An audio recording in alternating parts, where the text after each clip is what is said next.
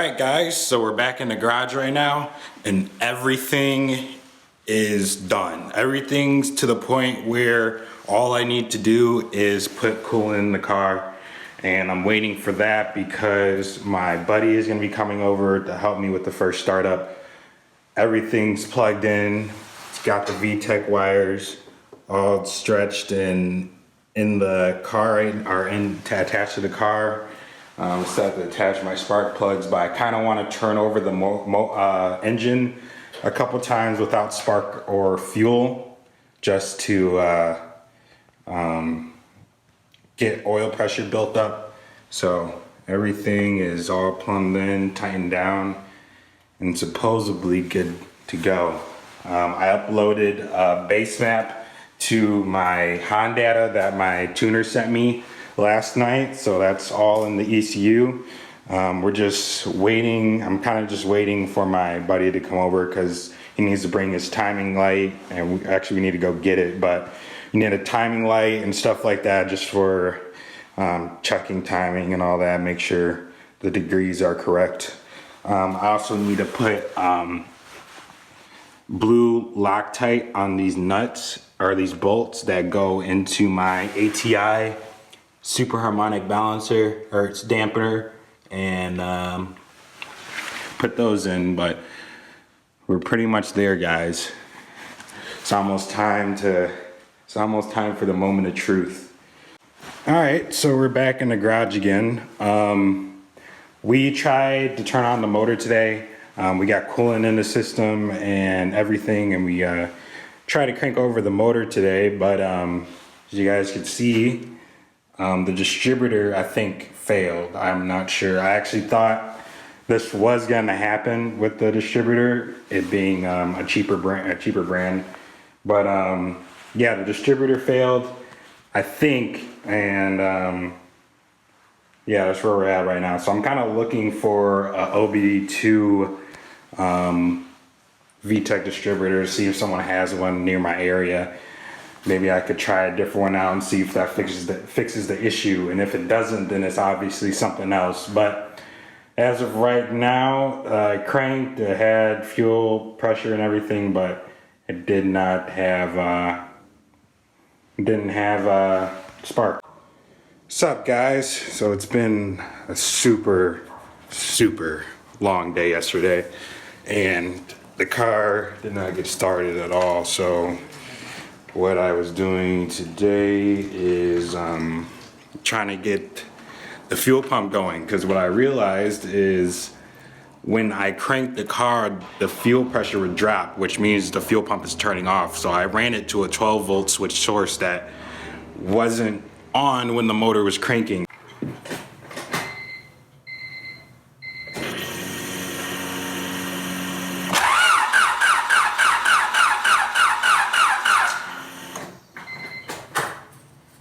So I'm trying to find a 12-volt switch source that actually stays on when the motor is cranking, and I think I just found one, so I'm actually about to try it out right now.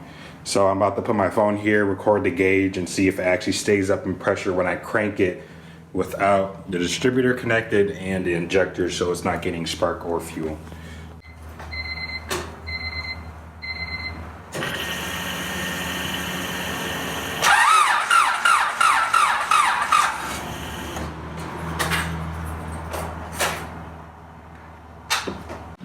So as you just seen, the fuel pressure stayed up this time. So supposedly when I actually plug everything up, the distributor and injectors should turn on.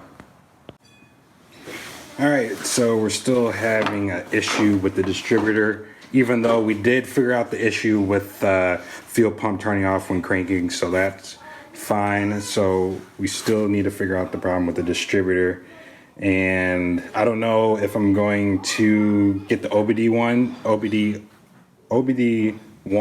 distributor that my friend has warrantied out for me. I would have to trade this one in and get that one out and buy the adapter harness for it, or I don't know, or try to get OBD2 one. I don't know. So, but right now this is pretty much how it's gonna sit until I figure out what option or route I'm gonna take.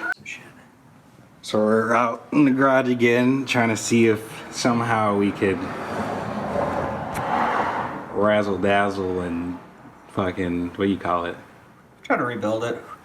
You actually, well, not really rebuild it, but set stuff to specific specifications, because they're specific and they're specifications. And yeah, and it gave a little bit of spark, just like a really quick, tiny one. A white spark. So a really weak spark. It's possible that it could be working, but it's just not working within spec. So we'll see.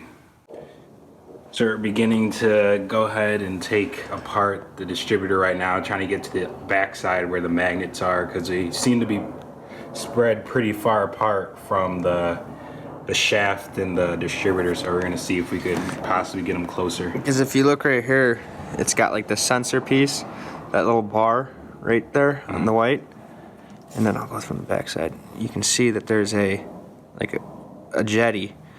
I have it set like a business card's worth away, and the other ones on the inside are maybe double if not triple that space. So that's why we need to set it closer to the magnets, and that's possibly why it gave that baby spark, and then after that nothing.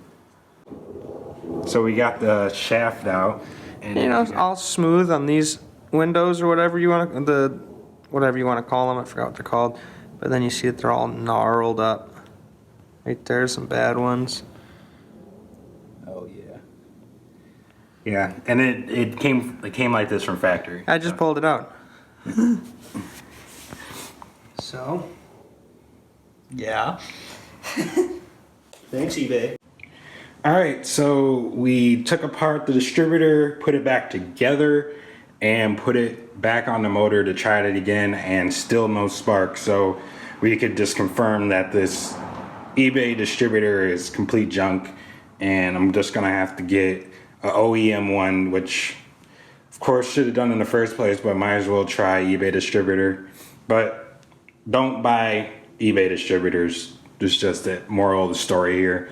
So I'm pretty much just gonna end it here.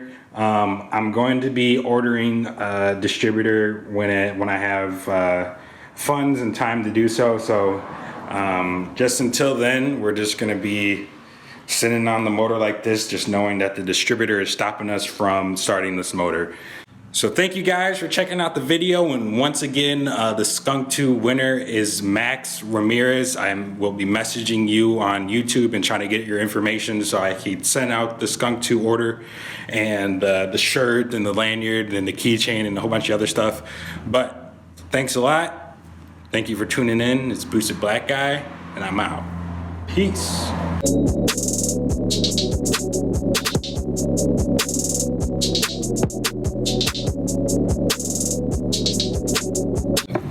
Hey, we just picked up from O'Reilly's a JDM. I got the Honda link.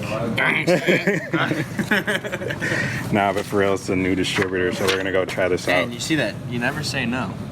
Never. Never say no.